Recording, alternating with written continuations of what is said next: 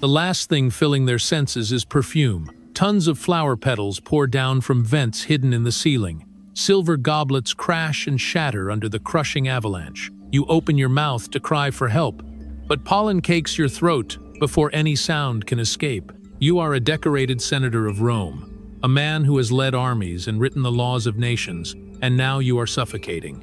A river of blossoms is burying you alive. High above the gasping guests, a boy no older than 17 leans against a marble railing. He wipes at his eyes, but only because he is laughing too hard. He watches your body twist beneath the flowers. To him, your slow choking death is not an execution. It is the punchline of a joke only he understands. There are no soldiers here, no arena, no roaring crowd demanding blood. This is dinner, and the boy giggling at your final breath wears the purple of the Caesars. The world still whispers about the flames Nero lit across his capital. The world still shudders at the madness of Caligula. But Rome itself tried to scrub this one out of memory, chisel him off every stone, tear his name from every record.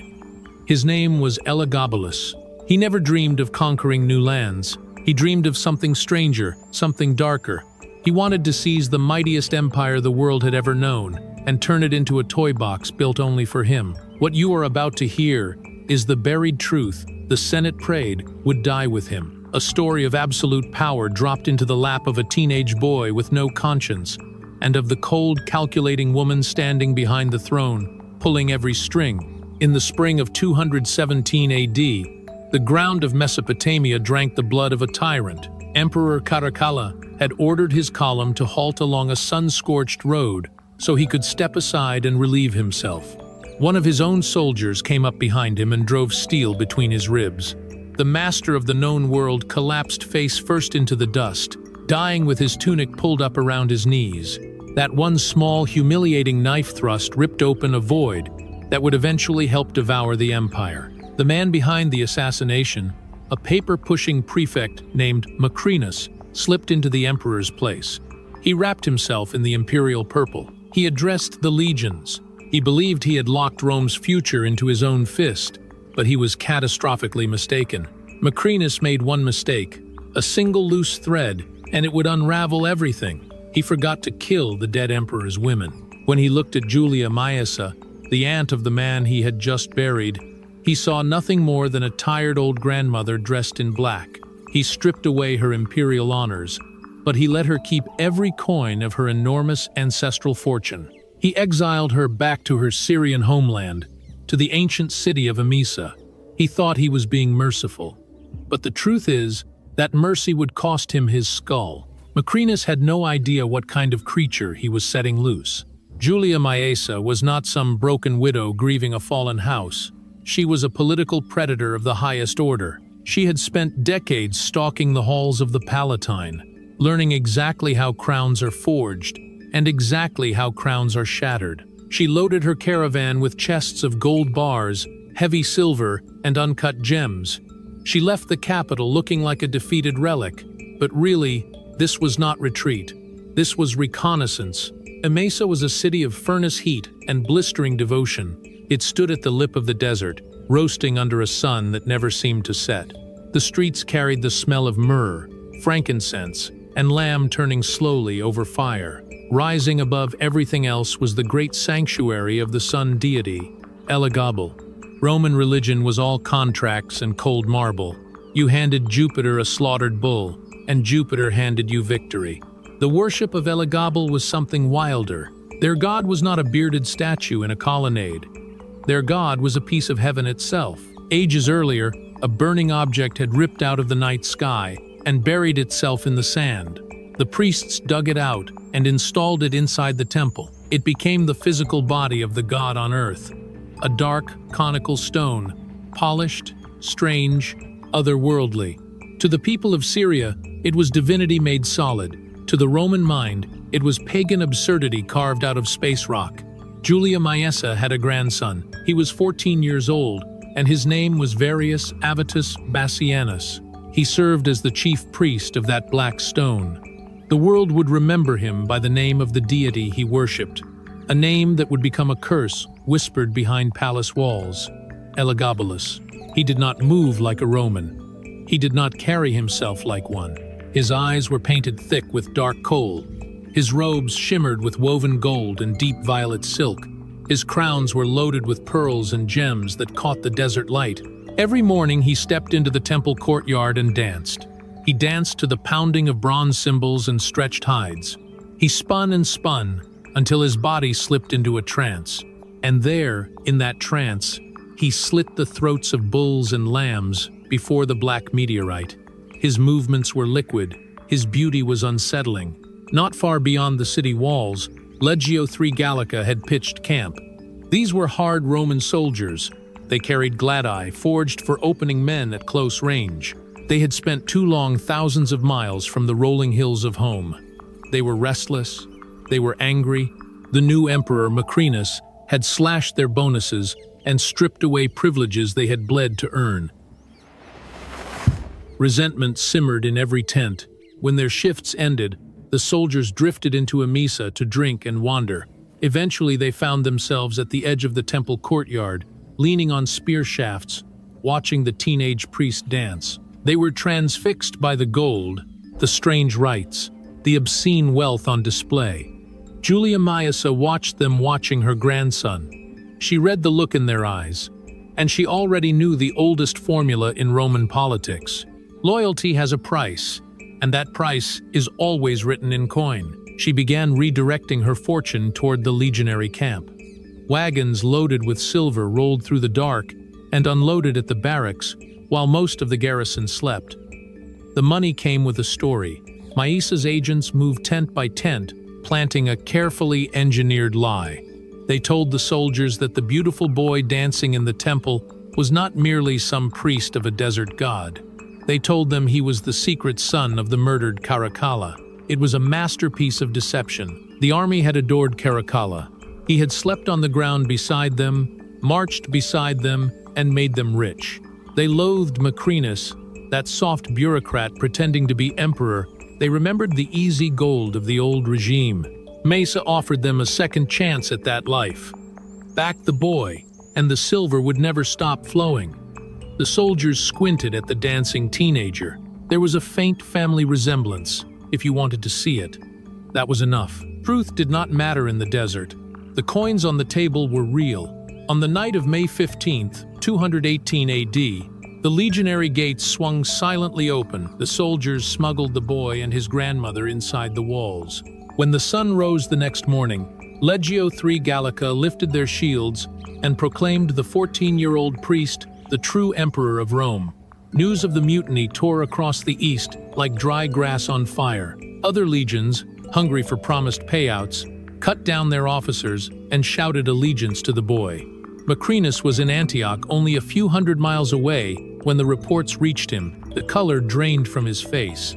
He understood immediately what his mercy had cost him. He scrambled to gather a loyal force and crush the uprising before it could breathe. He sent his cavalry commander, Ulpius Julianus, to smash the rebel stronghold. Julianus expected to slaughter a mob of disorganized Easterners in robes. He led his men up to the walls of Emesa, ready to overrun them. But the defense of that camp was not being directed by some scarred general. It was being directed by an old woman on the parapet. Julia Maesa stood openly on the wall and hurled bags of pure gold down toward the attackers. She shouted over the ring of iron, promising them twice whatever Macrinus was paying. Then 3 times, then 4 times, the attacking line cracked. And really, what happened next was worse than defeat. The men turned around, cut down their own commander, hacked off Julianus's head, and carried it back to the boy emperor as a gift. The siege dissolved into mass defection. The rebel army doubled in a single afternoon. Macrinus had no more generals to send. He had to march himself. The 2 armies slammed into each other on the dusty flats outside the village of Emei, near Antioch, on June 8, 218 AD. It was a savage, confused slaughter, Roman against Roman. The Praetorian Guard of Macrinus locked shields and drove forward. They were the best soldiers in the world. The rebel infantry staggered backward under the pressure. Shields wavered. Swords dropped. Men on the edges began peeling away and sprinting for the rear. The rebellion was one hard push away from being wiped out in the mud. Then the doors of the imperial litters burst open. Julia Maesa and her daughter Julia Soamius jumped down into the massacre. These were women who had spent their lives on silk couches, in scented bathhouses, on polished marble. Now they threw themselves straight into the blood-soaked retreating line. They grabbed fleeing legionaries by the leather straps of their armor. They screamed in their faces. They shamed them. They pointed toward the enemy wall grinding forward. Behind them, the 14-year-old emperor drew his sword. He kicked his horse ahead and rode straight into the center of the fighting. The sight of noble women in the filth and the boy on horseback at the front lit something desperate inside the rebel ranks. They rallied. They slammed back into the Praetorians. The line held. Then the tide turned. Macrinus watched his elite troops crack and buckle. He lost his nerve. He tore off the purple cloak, shaved his beard in a tent to hide his face, and fled the battlefield like a deserter. His army surrendered where it stood. The empire now belonged to a child. Macrinus was captured a few days later while trying to slip across the Bosporus. The soldiers threw him into a wagon and dragged him back towards Syria. He never arrived. Somewhere along the road, they killed him and dumped his body into a ditch. The road to Rome now stood open. But Julia Maesa was too disciplined to sprint. The boy had to be established. The Senate had to be conditioned. The vast machinery of the empire had to be taught to accept its new master. So the imperial court halted for the winter of 218 AD in the city of Nicomedia in Asia Minor.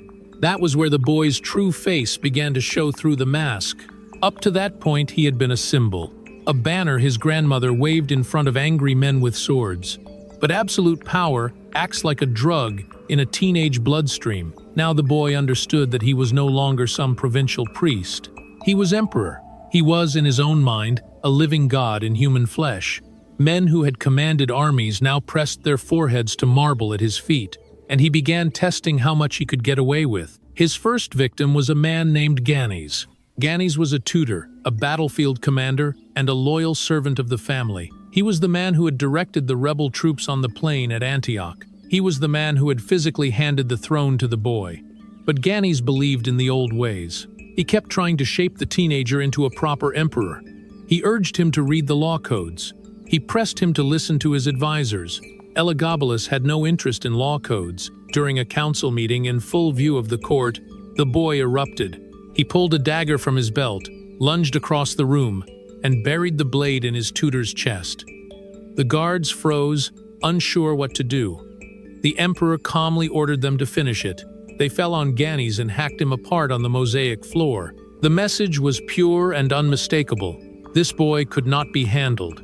While slaves scrubbed blood from the tiles in Nicomedia, Elagabalus turned his attention west toward Rome. The Senate was a brotherhood of ancient patricians. They traced their bloodlines back to the Republic and beyond. They were men of grim pride, plain wool togas, narrow purple stripes, severe faces. They hated the East. They hated display. So the emperor introduced himself in his own way. He commissioned a massive full-length portrait of himself. But it did not show him in the armor of a conquering general. It showed him in the full excess of his priesthood. A jeweled tiara, robes threaded with gold, necklaces stacked upon necklaces, rings on every finger, eyes outlined in black. He ordered the painting shipped to Rome and mounted inside the Senate chamber, directly above the statue of Victoria, the goddess of Roman conquest. Every senator who entered that hall to debate the business of empire now had to burn incense and pour wine before the image of a teenage boy dressed like an Eastern queen. It was a cold and deliberate strike. It was the staking of a claim. Before he even set foot on Italian soil, he had already forced the oldest institution in the Western world to kneel inside his private religion. The senators swallowed their disgust. They burned the incense. They voted him every title he demanded. The cage was closing. In the summer of 219 AD, the imperial caravan finally reached the walls of Rome. The whole city spilled into the streets to watch him arrive. Citizens packed rooftops until the tiles groaned. Senators lined the road in their finest white wool. The Praetorian Guard stood rigid at attention. They expected the familiar spectacle, a young conqueror riding in triumph, waving to thunderous applause. That is not what they got. The procession assaulted every sense. The air thickened with burning cedar and imported incense nobody in the city could even name.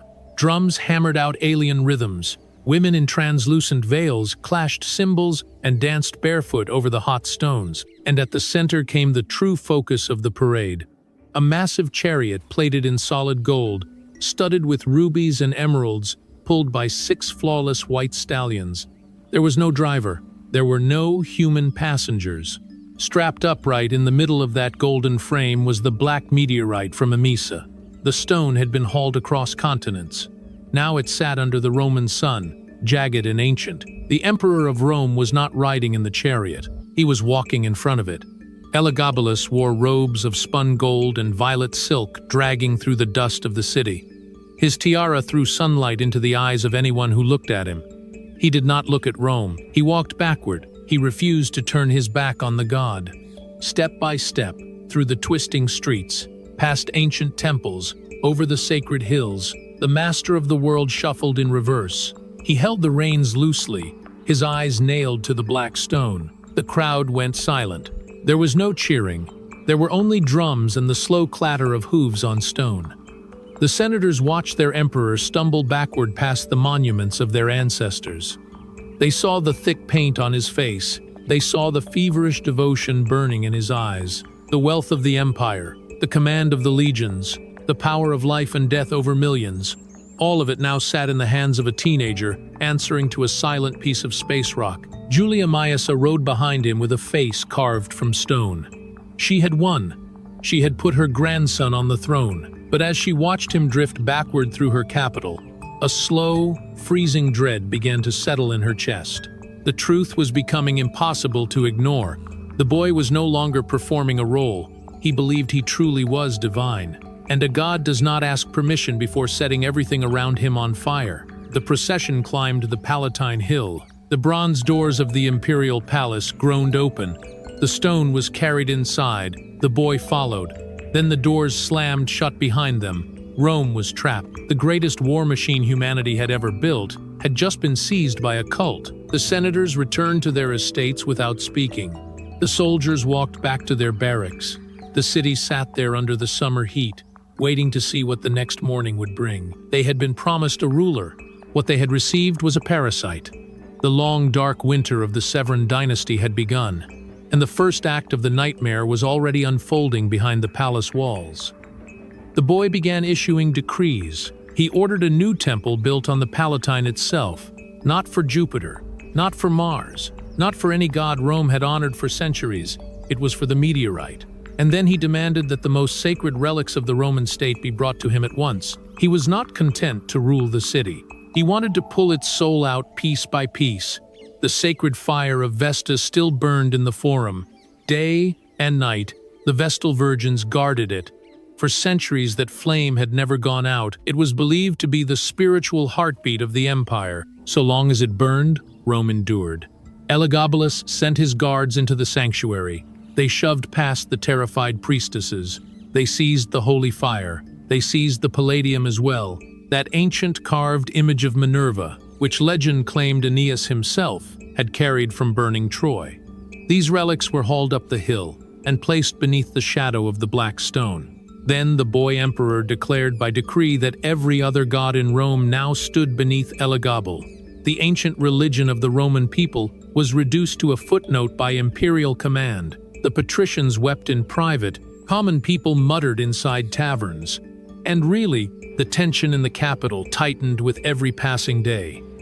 The boy was yanking the pillars out from under Roman reality one by one, and laughing while the whole structure groaned. His court filled with the strange, the corrupt, and the depraved. He dismissed veteran administrators and generals whom his grandmother had placed around him. In their place, he handed the highest offices in the empire to men chosen for beauty, for pleasure, for whatever had amused him in his private chambers the night before. A stage dancer was elevated to command of the Praetorian Guard. A chariot racer was handed control of the grain supply. The Senate was forced to rubber stamp every appointment. Men who had spent 40 years studying law and leading armies now had to take orders from actors and athletes. That humiliation was not accidental. It was engineered. Day after day, he showed the old nobility that their ancestors, their dignity, and even their lives were nothing more than toys in his hands. Rome had endured mad emperors before. Caligula had threatened to make his horse consul. Nero had forced senators to sit in silence while he played the lyre and wept for himself. But Elagabalus was a different kind of madman. His madness was not merely erratic. It was theological. He was trying to rewrite the spiritual DNA of the empire itself. He ordered the citizens of Rome to adopt his Eastern customs. Men of rank were pressured to set aside their togas and wear long, flowing robes. They were pressed into painting their eyes with kohl. The rigid, masculine backbone of the capital was being softened by design. He ridiculed Roman stoicism in public. He mocked austerity. He surrounded himself with eunuchs, dancers, flatterers, and parasites. The palace turned into a maze of silk and incense where one wrong glance at the wrong moment could cost a life. Even his mother, Julia Soaemius, threw herself into the madness. She loved it. She created a kind of women's senate on the Quirinal Hill and began issuing rulings on fashion, etiquette, seating, status, and access. She rode through the streets in gilded carriages, staging a public theater of female dominance over the wives of the patricians. She fed her son's worst instincts. Together, mother and son transformed the imperial court into a traveling circus of excess. The treasury bled. Endless festivals devoured fortunes. Ships arrived at Ostia every day, carrying exotic animals, rare spices, and crates of gold that disappeared straight into the palace. The granaries wavered. The food supply shuddered. The delicate internal organs of the empire were beginning to fail beneath the strain. And as the months rolled by, the novelty hardened into something darker, something heavier. A slow, suffocating dread. The boy's behavior became more erratic, not less. He spent long days inside the temple slaughtering hundreds of cattle and sheep, plunging his arms into their guts up to the elbow, and reading omens in the steam. At night, he roamed the palace corridors hunting for new ways to test the obedience of the men around him. He wanted to find the outer edge of human endurance. He wanted to see the exact moment powerful men broke. The precise second dignity died in their eyes and turned into animal fear. Then he grew bored with public spectacle. The streets were too loud. The temple rites were too familiar. He wanted something closer, something intimate, something where he could feel terror breathing right against his skin. So he began sending invitations. Heavy parchment scrolls delivered by hand, sealed with the imperial ring, invitations to dine privately with the god emperor inside his own banquet halls. To receive one of those scrolls was to hold a death sentence wrapped in silk. The most powerful men in Rome opened those letters with shaking hands. They knew what they meant. The moment the bronze doors of that banquet chamber shut behind them, Roman law ended. Inside that room there was only one rule: whatever a teenage emperor imagined next. The feasts were about to begin, and the main course, every single time, was terror. The dining hall itself was a machine built for intimidation. Thousands of oil lamps trembled across walls, plated in solid gold, throwing long fingers of shadow over the ceiling. The air was thick, almost impossible to breathe, clogged with imported myrrh and smoldering cedar. The heat was deliberate. It forced the guests to sweat through their togas. It made their hands shake. It drained them before the first platter even appeared. Elagabalus sat above them on a raised platform wrapped in violet silk, his eyelids blackened with heavy kohl. He did not dine with his guests. He sat and watched. He watched the way a child watches insects pinned to a board. Servants glided forward carrying silver platters covered by polished domed lids. The senators straightened their backs. They tried to look calm. They prepared for the imperial feast. Then the lids were lifted in unison. Beneath them lay roasted boars glistening with fat, tiny songbirds laid out in perfect rows, fruit so ripe it seemed to glow. The senators leaned in. One pressed a knife into a roasted apple. The blade snapped clean in half. Another bit into a purple grape. It shattered between his teeth and filled his mouth with blood and powdered glass. The entire banquet was a fraud. The meat had been carved from cedar wood and painted with rendered fat so it shone like roast flesh. The fruit was blown glass. The bread was hardened clay. The senators sat there with split gums and twisting stomachs. But they were not allowed to stop. For hours they had to maintain the performance. They had to chew. They had to swallow nothing. They had to raise their cups toward the dais and praise the greatest meal of their lives. If a single sigh escaped, if one face slipped for even a moment, a praetorian standing in the shadows would quietly draw a gladius and rest the cold flat of it against the back of that man's neck. This was not some childish prank. It was something colder, more clinical, the stripping away of identity. These were the men who wrote laws for 50 million people, men who owned estates across 3 continents, men who could send legions into battle with a flick of the wrist.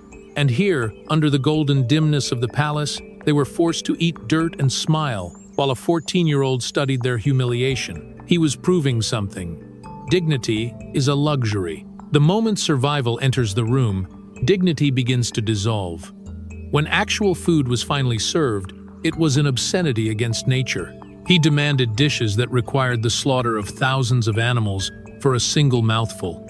Servants carried in silver bowls containing only the brains of flamingos, platters of crushed camel heels, lentils mixed with polished onyx stones, peas tossed with grains of solid gold. The senators had to swallow the stones whole, risking torn intestines, because spitting them out would insult the emperor and likely cost them their lives. The emperor himself picked at peacock tongues and nightingale tongues. He drank wine laced with crushed pearls. He was literally eating the treasury of the empire while the men who had built it cracked their teeth on gravel. And the torture did not stop at the table. As the hours dragged on, the wine continued pouring. But the amphorae had been laced with strong narcotics, imported from the eastern provinces. One by one, the senators drifted into unconsciousness across velvet couches. Among them was a decorated military tribune, a veteran who had survived the brutal winter campaigns against the Germanic tribes on the Rhine. He came awake hours later in total darkness. Every lamp had been snuffed out. The air had changed. It now smelled of raw meat and animal musk. Then he felt weight across his chest. He opened his eyes just enough to see, in a sliver of moonlight from the high windows, the shape of a full-grown African leopard sprawled across his ribs, massive paws draped over his shoulders. Elagabalus had ordered his animal keepers to release his tamed predators into the hall while the guests lay drugged and helpless. The beasts had been fed earlier, so they were not actively hunting, but they were still wild, still built to kill. The tribune's heart slammed against his chest. He knew one panicked movement, one sharp breath, might trigger the animal's reflex. Those jaws could crush his throat in a heartbeat. He also knew he had a dagger tucked inside his tunic. He could try to kill the beast. But if he did, the guards outside would flay him alive before dawn for harming the emperor's pet. So the old soldier did not move. Not even an inch. He barely blinked. He regulated his breathing while the cat's hot breath washed over his cheek. He lay trapped beneath the beast for hours, sweat soaking his tunic, muscles locking into agony, and from somewhere above, hidden in the dark balcony, a soft rhythmic giggle floated down. Elagabalus was up there watching, feeding on the paralysis of men who had once commanded armies. In daylight, the theater spilled into the streets. The emperor organized his own chariot races, but he refused to use horses. Instead, he ordered guards to round up the highest matriarchs of the patrician families. These were women whose bloodlines reached back to the founders of the Republic, women who held entire aristocratic houses together with iron dignity. He had them stripped naked in the palace courtyard before the assembled court. Leather harnesses were strapped over their bare shoulders. Then they were hitched to the golden frame of his chariot like animals. He climbed aboard. He took the reins in one hand and a braided whip in the other. Then he drove the screaming, bleeding women through the cobbled streets of the capital. The people of Rome stood on balconies and watched the foundation of their civilization, dragged face first through filth. The women stumbled, knees tore open, palms split against stone. Blood streaked the road behind them. Elagabalus snapped the whip across their backs and drove the grandmothers of the Senate like draft beasts. The city stood frozen, silent. Nobody moved, nobody intervened, and that silence mattered, because in that instant the crowd understood what it meant. If the emperor could publicly do this to the untouchable elite, then no law remained that could protect a common citizen. The random cruelty was what made it sharper. At his banquets, he introduced a lottery. Servants slipped small wooden tokens beneath the cushions of the guests. At the end of the night, every man had to pull out his token and claim his prize. The prizes were carefully engineered acts of emotional violence. One senator drew a token and received a polished chest containing 10 pounds of solid silver. The man beside him drew his token and was handed a wooden box packed with 100 living vipers that immediately began spilling over his hands. Another drew a token and received a dead, rotting street dog, which he was forced to carry on his shoulder all the way home through the city, while the mob jeered. Another was handed a sealed decree in the emperor's own handwriting, ordering the immediate execution of his firstborn son. The emperor leaned forward and studied their faces as they read. He was not just entertaining himself, he was cataloging collapse, the precise twitch where relief died and grief took its place. But grinding the aristocracy into dust was still not enough for him. To truly dominate Rome, he had to rip out its sacred center. So he turned to the Atrium Vestae, the house of the Vestal Virgins in the Roman Forum. The Vestals were the religious heart of the state, 6 priestesses chosen before the age of 10, bound to guard the sacred flame of Vesta. Romans believed with all their being that if that fire ever died, the city itself would fall. These women served for 30 years under an absolute vow of chastity. They were the only women in Rome entirely free from the authority of father or husband. They were untouchable in law and in custom. To harm a Vestal was a crime against the gods. If a Vestal broke her vow, Roman law did not permit a public execution by sword. The punishment was far worse. She was bound in chains, stripped of her sacred robes, carried through the city on a funeral bier while the population wept, then lowered into an underground chamber near the Colline Gate. There she was left with a single loaf of bread, a jug of water, and a small oil lamp. The entrance was sealed with earth. She starved alone in darkness because Roman superstition forbade spilling her holy blood. Elagabalus feared none of that. He despised Roman law. He despised Roman gods. He considered lifelong celibacy an insult to the fertility rites of his Syrian sun god. So he sent a detachment of personal guards into the forum. They kicked the doors of the sanctuary off their hinges. They shoved past screaming novice priestesses and seized the chief Vestal herself, a woman named Aquilia Severa. They dragged the highest priestess in Rome up the Palatine Hill and threw her down on the polished marble of the imperial throne room.